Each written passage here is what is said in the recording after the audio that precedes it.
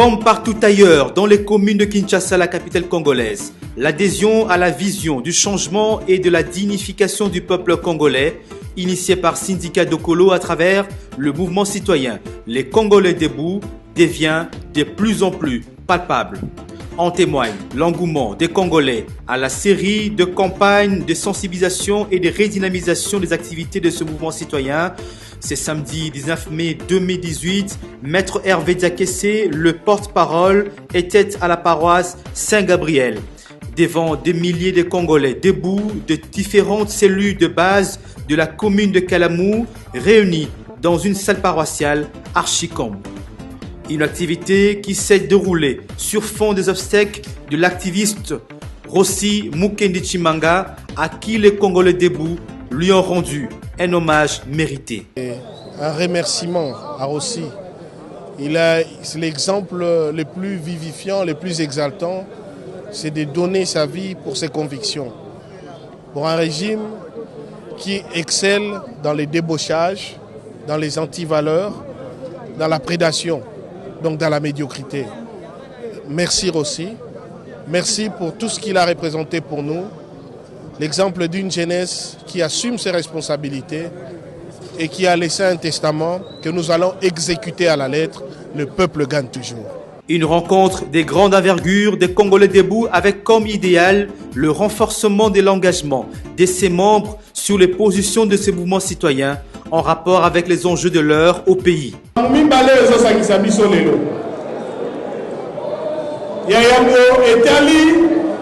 Ma position na biso ba Congolais debout na makambo etali actualité politique ya mboka na ndenge tozokende pe na mibale organisation na biso pona yo nanga totelemela mabe oyo elingi kota pona tozala mpenza espoir oyo mboka na biso ezosenga. Et là, on biso un mouvement citoyen, dans un parti politique.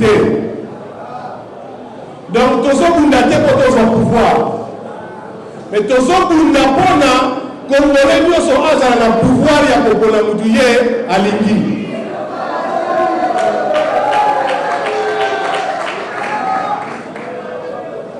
Biso un mouvement citoyen. Tous les comme président, comme premier ministre. Mais tous les président, la population en premier. Tous les comité d'élection, l'élection de respecter ma voix, donc, côté la référendum, on a soupe pour les gâter.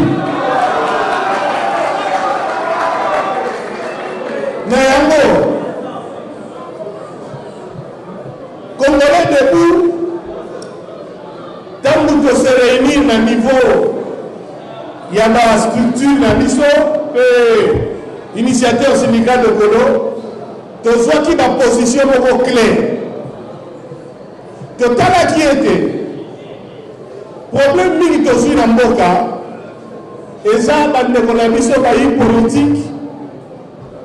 Mingi bakokaki ko résister te na oyo esengi lokoso ya bokonzi ba oyo siko batikali ata baza na susi ya kobunda mais bazali susu na makasi te pour la population eza susu na confiance mingi na bango te mais ata tosali bongo ata tolobi toasu na confiance na bango te totikali kaka na problème c'est que bokonzi oyo mande sili ezotikala pour la population aza faible aza sous la confiance na bato te yango wana nde toyaki kotala tomoni ndenge balaïque catholique ya comité laïque basanganaki basengi biso bisika tozali na bandako ya nzambe bisika nyonso totelema elongo tobloke mayele mabe oyo ezalaki na bato bazosunga mokonzi Kabila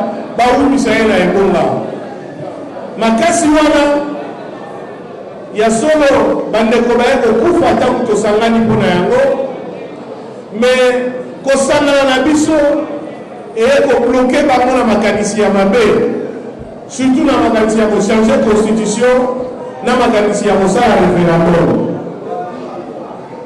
Na yango lisusu soki bokoki kosunga nga tobetela maboko na bandeko na biso oyo basili kotika biso, kasi babundi mpo na yo na nga tozala lisusu totelema mpo toloba stop.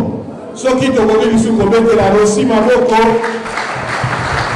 oyo lelo aza kokende, kasi totikali mpo le peuple gagne toujours. Sikoyo décision to mikalo nini ezwami na niveau ya bakongolais debout. Tolobi boye likambo etali élection peza mpo ezala ya solo, na lopoto balobaka élection il faut ezala libre, il faut ezala démocratique, il faut ezala transparente. Élection libre elakisi nini? Elakisi ete mutu nyonso oyo alingi azala candidat akoki kozala candidat. Élection libre elakisi nini? Mutu akoki kosala ba réunion ba manifestation bisika nyonso alingi.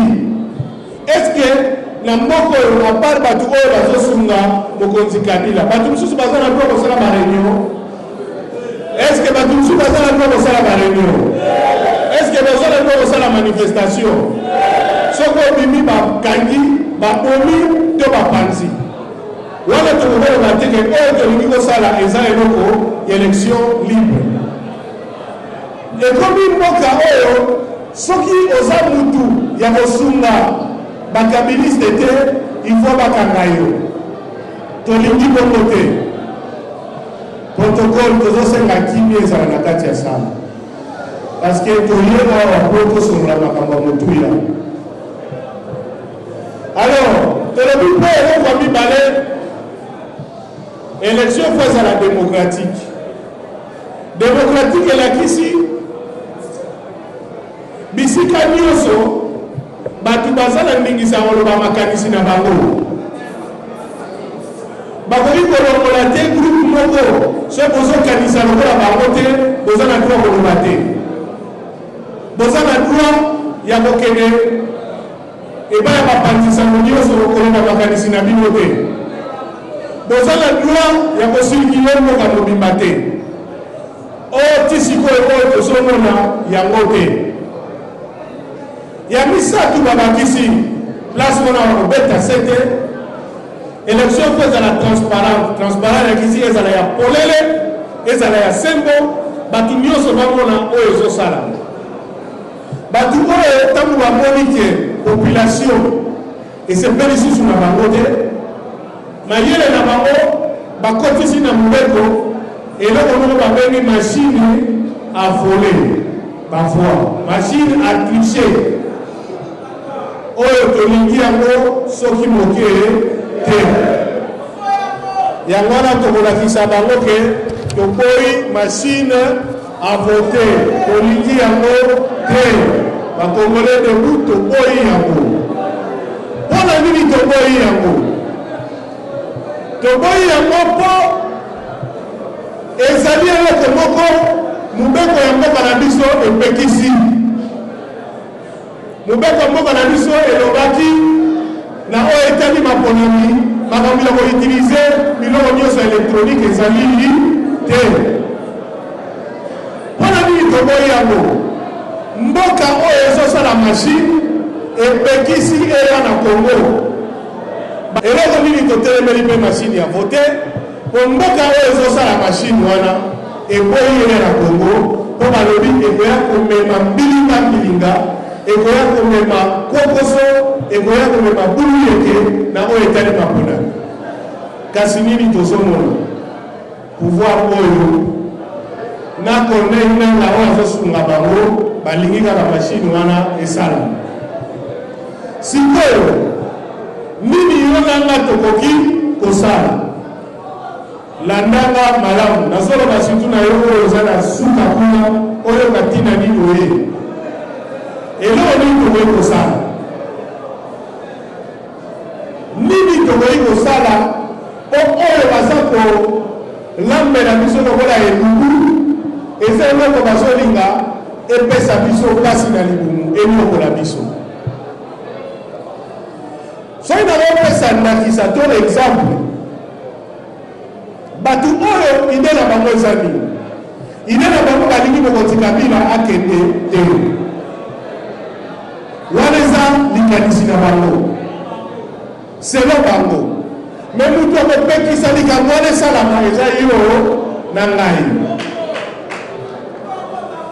likanisi na bango liboso balobi kasi tokosala baélection me balingi basala eloko moko babengi élection me soki botali yango mpenza na makati eza nango élection te alors balingi badécourage yo balingi badécourage nga balingi badécourage biso mpona tolemba kasi tokolemba te nakopesa ndakisa balingi baloba ou bien soki bolingi baélection tokosalela bino eloko moko telema eza nango na ntina te bokosepela nango te bokobwakisa yango soki bolingi bongo te alors ye nde awumela tolobi akowumela mpe te e élection ekozala ndenge peuple alingi ezala alors napesa yo exemple moko eyelaki ngai omoni mutu balobi na ye balambela yo biloko ya malamu lokola elingaka yo te ayeli yo mbisi ebandi kopola donc bapesi yo kaka shwa ou bien olie mbisi ya kopola ou bien okufi nzala mayele mabe ya bato ya Kabila na bango bazosunga ye baza na yango ya bwana ou bien tosali wumela ou bien tosali bénédiction moko ya mayuya mais likanisi nini tolobi soki mutu oyebi ke nzala ezali bayeli yo mbisi ebandi kopola mais eza droit na yo ya kolia okosala nini oyebi bon oyebi ka mbisi ebandi kopola mais eza droit na ngai ya kolia ozo espere ke nga bwaka mbisi epui nakufa nzala nakolakisa yo ke na mayele ya peuple elekaka eloko ya liboso ezaka na mbisi nakofungola yango nalongoli mitioko nyonso pati ebandaki koluka epola mibale natiango mungwa natiango na samoi nakomisi yango likayabo l'essentiel na lie posoki likayabo lokola lisusu te uyeso nakomisa yango likayabo te na litiango nakomisi yango mbisi ya kokaola eokola lisusu te donc soki kokatike boyela biso baélection mayuya po tose décourage po tolemba tosepela nango te tokokota nango na kati tokokomisa yango libre démocratique transparent donc soki boyela machine ya vote totelemeli yango po eza eloko ya kopola oyo ezobebisa mbisi eza mpe bali kolia yango te soki boboyi kosala décrispation tokozonga na bandeko na biso ya comité laïque de coordination tokotelemela yango mpona peuple asala libre choix na ye baoyo bazokoka te balokola wana nde eza mosala na biso donc tokolemba te donc eza teke boye kobangisi biso ou bien machine à voter ou bien élection tolobi pas de machine à voter il faut des élections libres démocratiques transparentes tokosilisa yango ntina suka na bino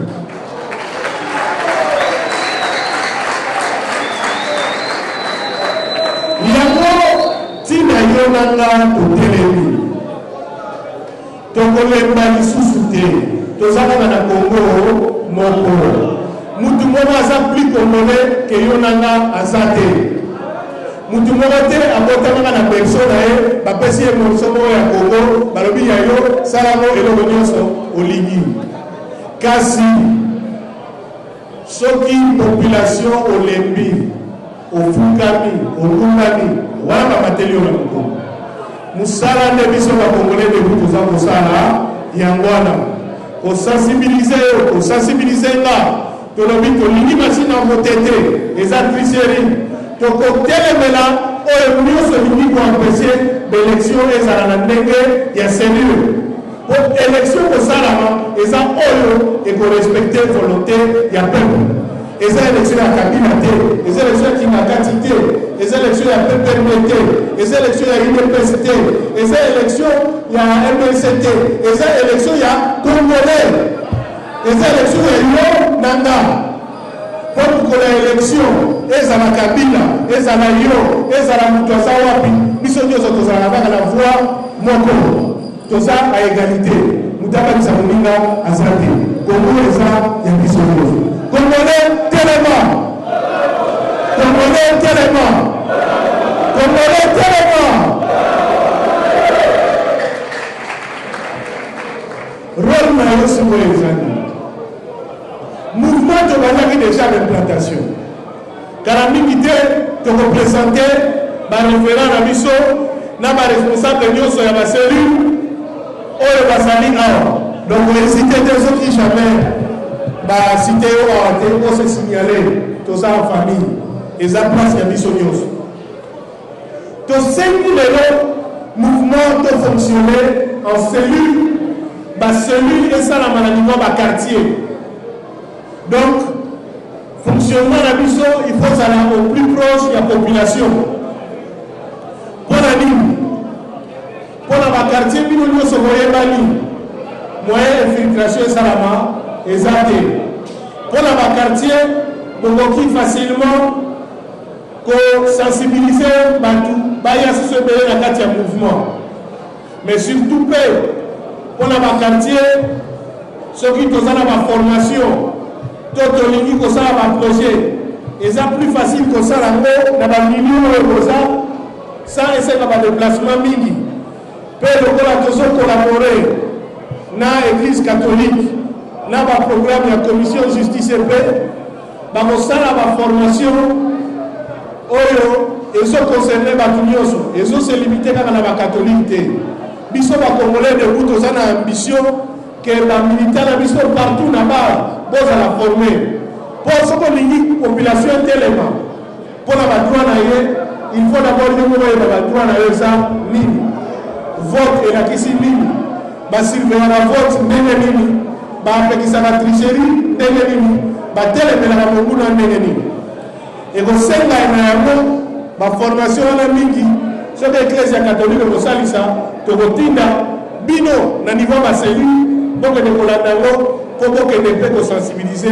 na bamilio na bino donc yango nde eloko nazalaki na kopartage na bino ke ya koyeba na mikolo koya comité laïque de coordination ekosenga lisusu tozonga na bandako ya nzambe totelema lisusu mpona kotelemela mayele mabe ya kolinga ya kobotola biso mboka ya kobotola biso bonsomi tosi tolobaki stop eza stop mpe tokolakisa bango ke tout oyo eza vraiment full stop soki kaka limonanga tondimi yango maboko mingi mpona bino moko. Des questions posées, témoignages de l'intérêt et de l'adhésion. Aux électeurs de la commission laïque pour tout ça la marche et pourtant la constitution est spécifique sur droit wana il y a pour ça la marche na moment où tout le monde a qui pouvoir sur ma biso na bilinga bino. Voilà la première question. Deuxième question c'est que mouvement et ça va pour Kabila a le pouvoir ou bien continuer de faire la loi à la président on va le laisser on va le respecter la constitution et c'est la même voie.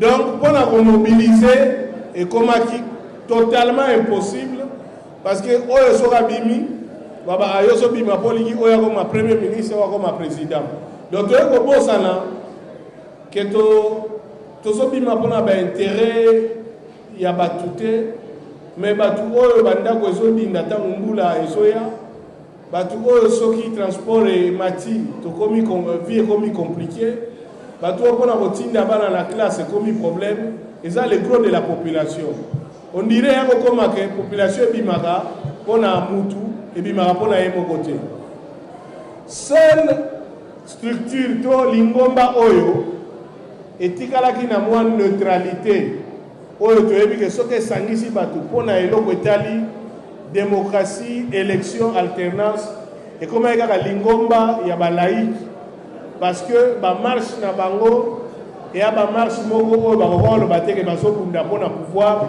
puisque baza na bakandidat te e baza na baparti te. Alors Congolais debout justement to s'inspirer na expérience wana pona eza seule manière ya kotelemisa mutu abunda pona intérêt na ye personnel parce que la Congolais debout to empêcher yote okene na parti politique oyo lingi soko la ni message na biso to sengi kaka mutu oyo amoni ete esika ba oyo bazosunga mokonzi Kabila bazomema mboka eya na lubwaku soki pendo za Congolais oza pona mboka no ekende liboso oza pona avancement ya respect ya démocratie alors yaka landa biso mais tu es obligé yote o voter songolo o voter pakala wana eza choix na yo liberté na yo droit na yo mais to sengi oya na biso to telemela batu oyo balingi kozwa bokonzi ya mboka na makasi to ko umela libanda ya volonté ya population.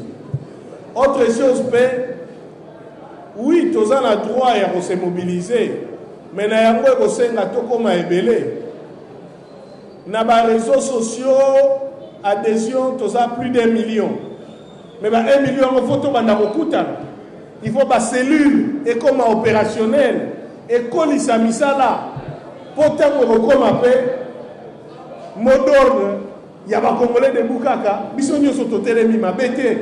l'idéal c'est ça.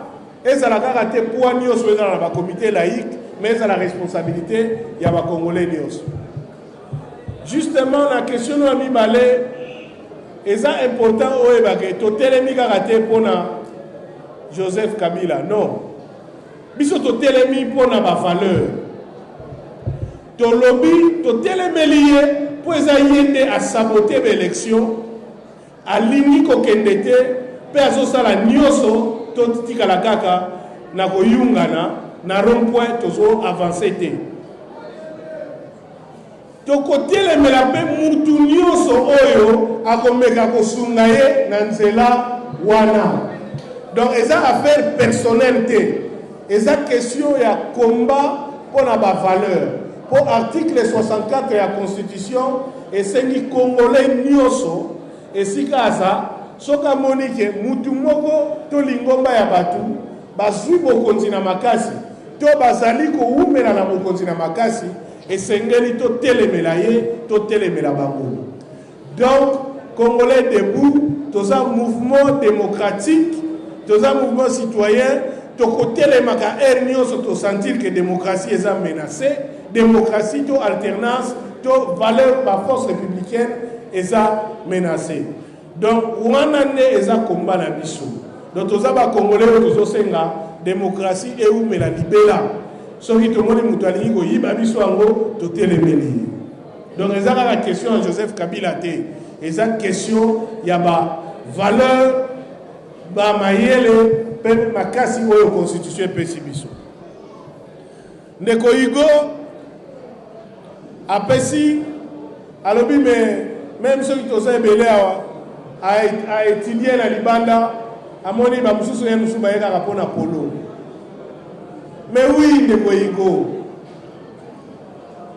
ezape normal pour la Moussa Congolais bendaye esika etinda kaye d'abord aya soka ye pour la polo aye musicien mo kaloba so mutu ayibi bible kobotola ete tika yakene nango egote ya ye ata ye nzela polo bonga za susu kongole te tanga moya akoluka yoka ti tanga koyoka ayebi pasi mboka eza nango mpe ayebi nani aza monguna oyo azonionga population azoempêche yo nanga to vote tokobengana ye te au contraire toloba ndeko yaka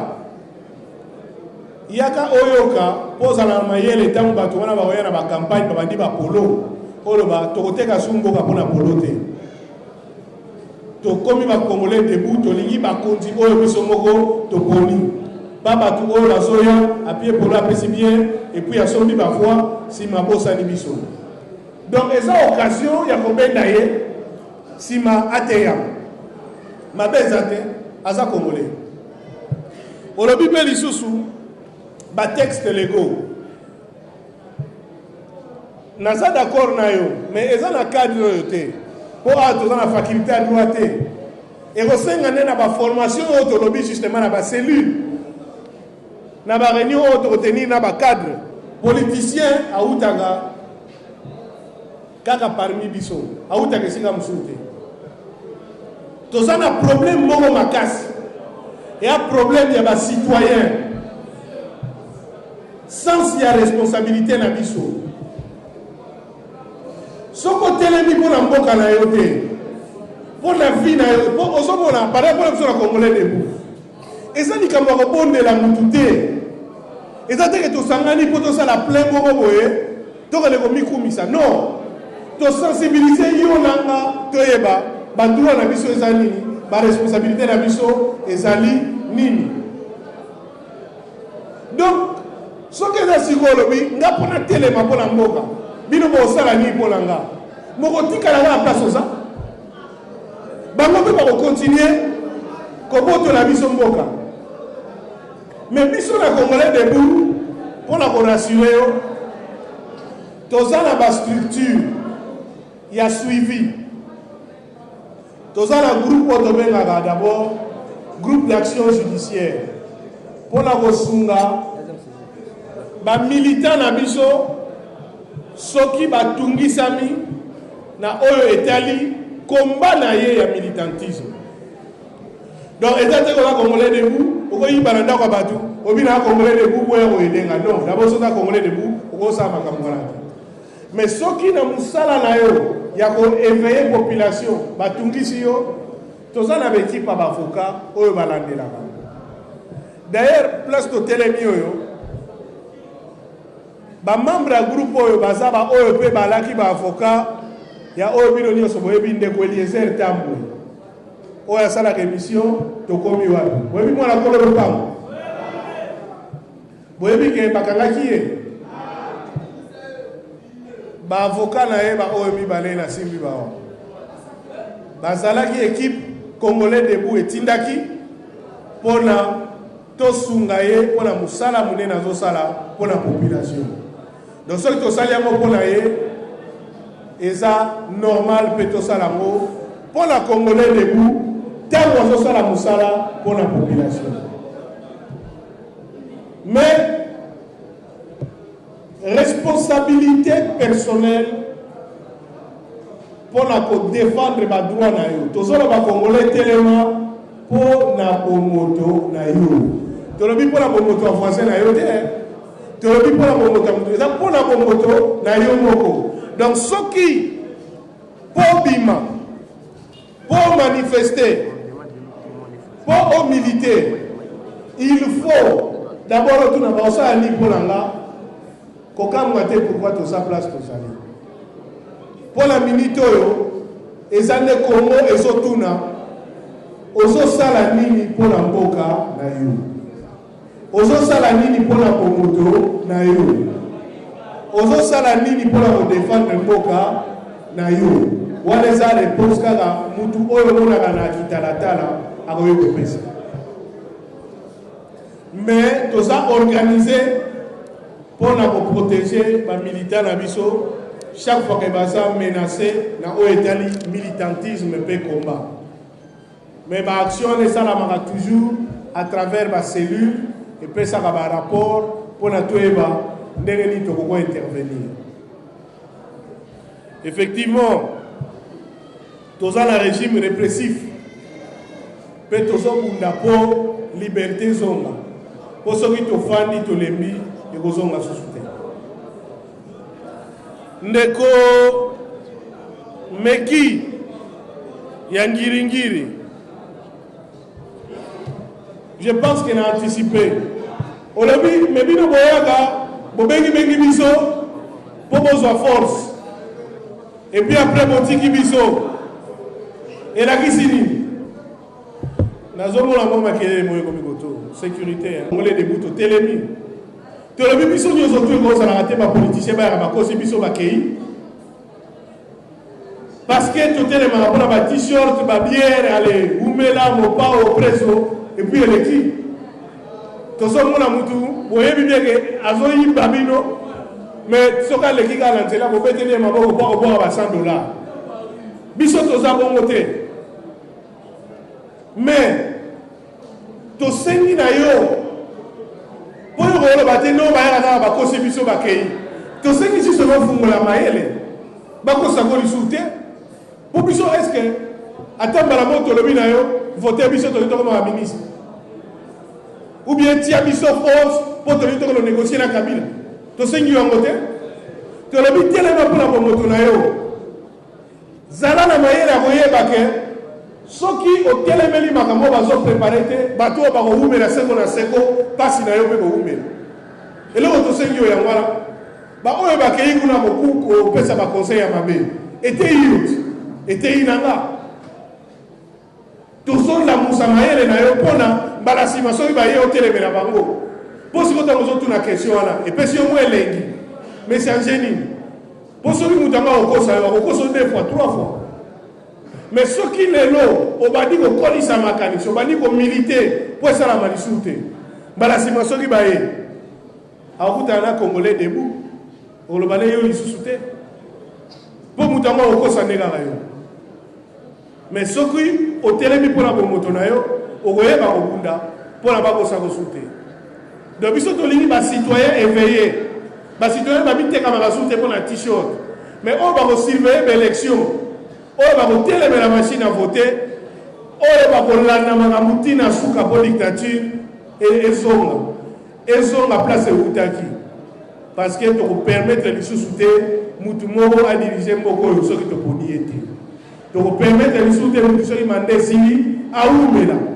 Mais au sala mangala tena basinoga et au sala la mobilisation yo nanga to sala pour ozokunda pour la mutute ozokunda pour la ngate ozokunda pour la bomuto na yo moko kay osula na bila bokali pe osula na bango etungisa ki mingi ngala monaki apesa appel aba kongole nyos to sala na lo ero otoba tout le monde qui est au lieu de se sacrifier sur les arbres.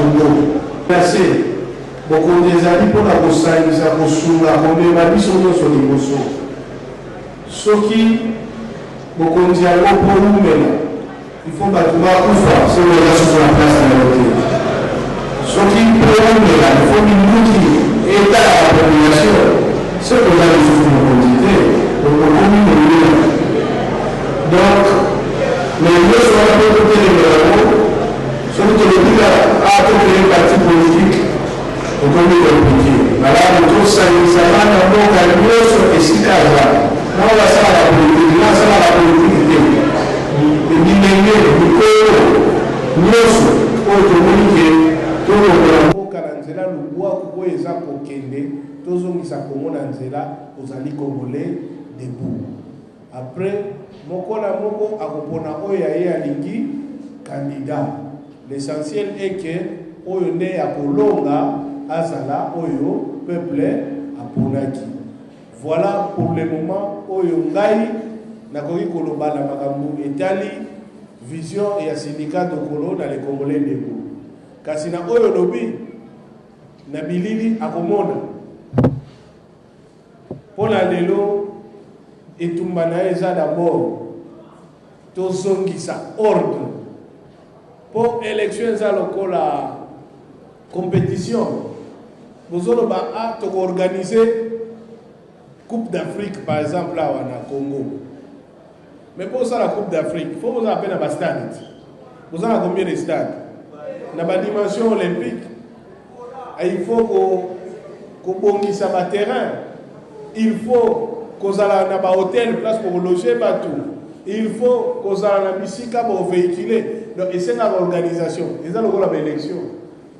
Beaucoup de gens ont un candidat, tout ça c'est bien. Mais bateau, baliki élection est là. Ou bien il faut que ça les logo ya mayuya pona etia mbilinga ale basongela neti basalaki. Donc musala mune tozana ngo d'abord eza to zongisa mboka na alima na ndenge elongobani ya moete to lobake oya lingiazwa pouvoir oya lingibwe. Mais vraiment merci mingi na oyo lobi pona sindika naza sultan wa Rolandango et ko pesa esengo na ba oyo bayeba kieke ba mo naza moko parmi ba congolais oyo ko mema espoir pour na mboko oyo makasi wane ko uta na biso nyonso déjà soki tozo sala oyo ba valeur to makanisi ya mouvement ezosenga et rappeler même question de Kwatuna qui pour ba document na ba cellule kala minité to kotinda na ba documentation sur Congolais debout aza nani alingi nini pe aza kokende wapi, qui suis-je, qu'est-ce que je veux, où je vais en tant que Congolais debout. Ndeko kike la lipse réalité eza wana pouvoir aza na posa ba organiser l'élection te déjà pour calendrier oyebima et là qui précieux salamaki tant population bimaki et sengaki ambassadrice niki elle est à aux États-Unis ayawa pour la babi sa date le 23 décembre ba préparer le côté ba kosate ba yebi sikoyo umoni so pesi no date le 23 décembre umoni yoza musika mais après et comme ina ngoko zonga malem ti to zongi ne tapo et là ba mi balé ba pesi déjà liste à ba parti politique ba koti ba ngomona mbilinga mbili bazotalela bango et là ba misatu tozo zelat il faut qu'on dépose candidature to ba bana ba osala ba candidat président ndem mukolo wana peuple a s'assumer pour na mibeko ya lelo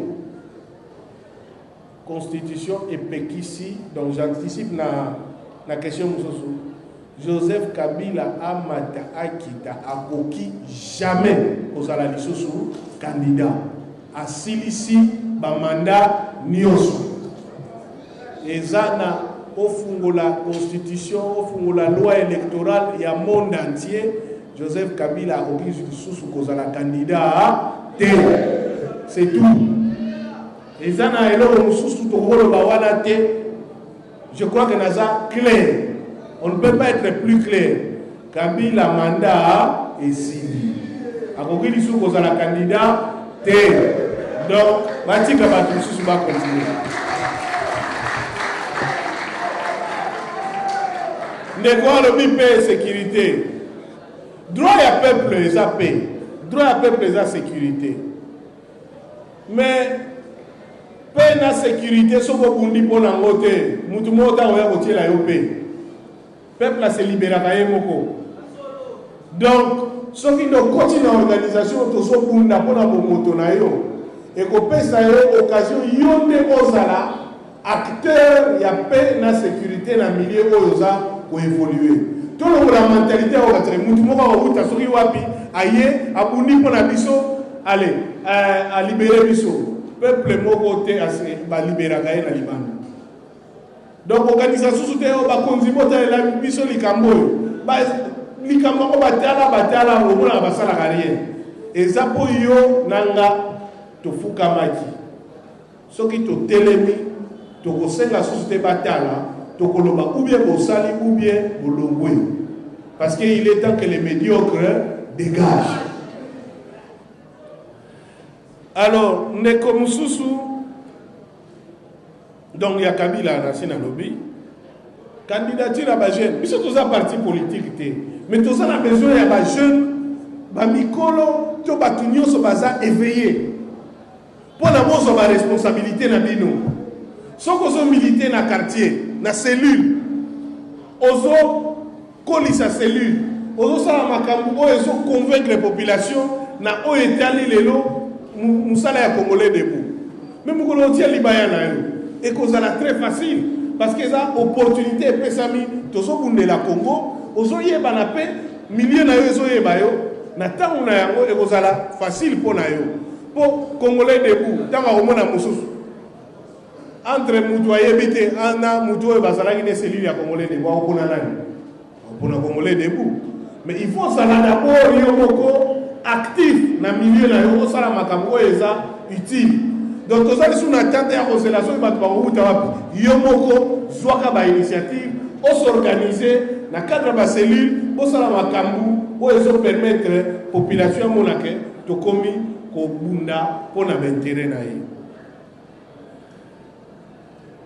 Donc, je crois que il y a eu des pièces.